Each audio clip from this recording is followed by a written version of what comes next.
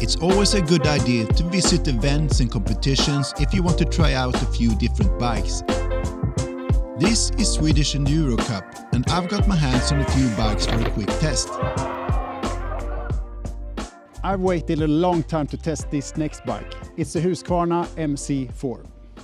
So this is a carbon entry-level MC bike. It's a MC4, the MC3 and MC2, that's aluminium bikes. But the aluminium bikes, they look a little bit different than this bike. And what's very distinctive with this bike is of course that frame design. It looks very special, and again this follows the trend with a tilted motor with the battery in front of it. This is a EP8 motor, Shimano EP8 motor, with a big battery. I think it was it 750? Don't remember, I'll write it down here somewhere. The rear linkage is very familiar to other bikes, and it seems that more and more of these bikes come with the SRAM DB8 brakes with mineral oil instead of dot fluid. And I feel that's a very good alternative to cold brakes. They're almost as strong as the cold brakes, so I don't feel any huge difference there.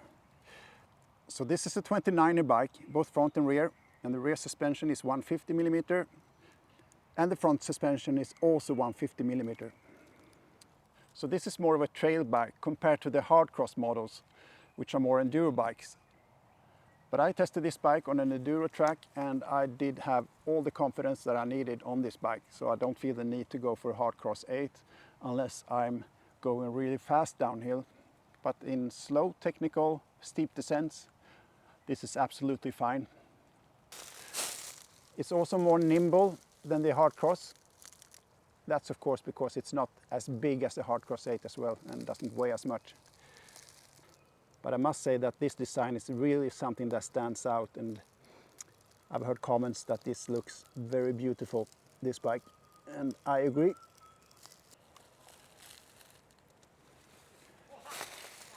This bike was released rather recently, and I've heard a rumor, I don't know if it's correct, but it will be a new hardcross model coming out, so this will remain the same, but there will be a new hardcross bike with 180mm of travel up front and 170 in the rear.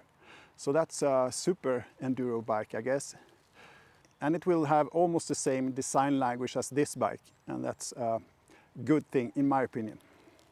Yeah, so far so good. This is a very well spec'd, I think, entry-level carbon bike. And let's take it for a spin to see what it's like.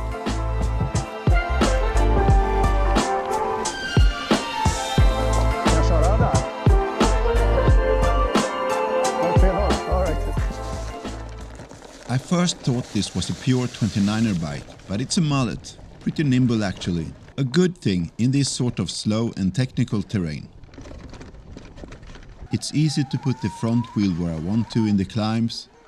The long chain stays help too, I guess. No pedal strikes either. This is a great climber.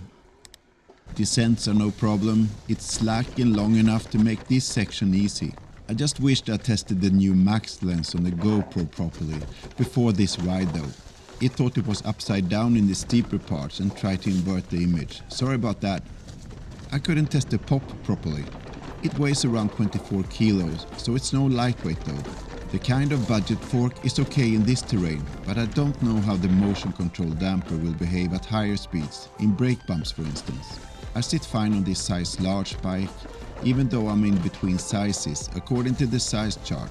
I guess I could have gone for the extra large bike, but I'm fine right here. That's about sums up this little test. More tests like this is on the way.